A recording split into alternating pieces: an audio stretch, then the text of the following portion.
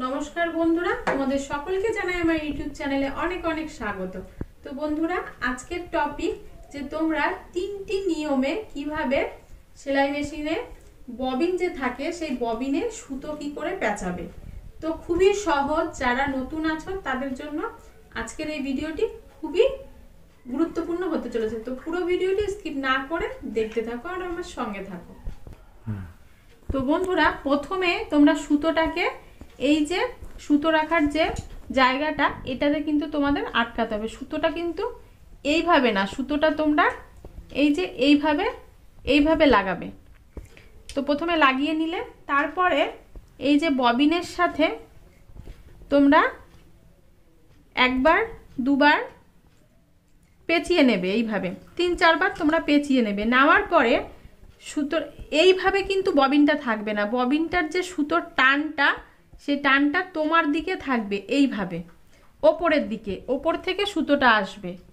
তো তারপরে এখানে আমি একটি এই রকম লোহার একটি সুইয়ের সাহায্যে আমি সুতোটা পেঁচাবো। তো ঠিক এইভাবেই তোমরা ধরে এই যে চাকাটা রয়েছে, তো এই যে চাকাটি রয়েছে এই চাকাটির সাথে এই যে ববিনটা, এই ববিনটাকে হালকা করে তোমরা এখানে চেপে ধরে না, হালকা করে চেপে ধরলেই এবার তোমরা মেশিনটি চালালেই দেখো অটোমেটিক সুতো কিন্তু পেঁচাতে থাকবে।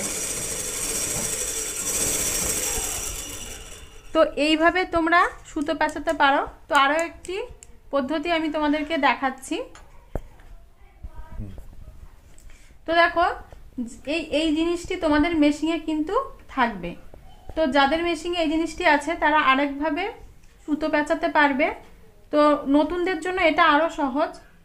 তো এই যে দেখতে পাচ্ছ এই জিনিসটি, এটার মধ্যে প্রথমে এই যে সুতোটা 1-2 বার ববিনে এইভাবে পেঁচিয়ে নেবে। পেঁচিয়ে নেওয়ার পর সেম একই রকম সুতোর টানটা এই যে ওপরের দিকে থাকবে, ওপর থেকে সুতোটা আসবে। তো এটাকে আমি এখানে ঢুকিয়ে দেব। তো অনেকের যাদের মেশিন পুরনো হয়ে গেছে এই জিনিসটা লুজ হয়ে যেতে পারে। তো তোমরা এখানে হালকা একটা কাপড় ঢুকিয়ে তারপরে ববিনটাকে আটকাবে, তাহলে দেখবে টাইট হয়ে যাবে। তো তারপরে এই যে জিনিসটা এইখানটা তোমরা চেপে ধরবে আর সুতোটাকে হালকা করে এইভাবে রেখে সুতোটাকে তোমরা এইখানেও রাখতে পারো। তো এটা চেপে ধরলে তো দেখো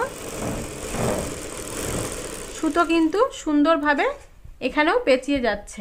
তারপরে পেঁচানো হয়ে গেলে এইভাবে এটাকে ঠেলে দেবে, এটা খুলে যাবে, তোমরা বের করে নিলেই হয়ে গেল, সুতোটাকে কেটে নিলে হয়ে গেল।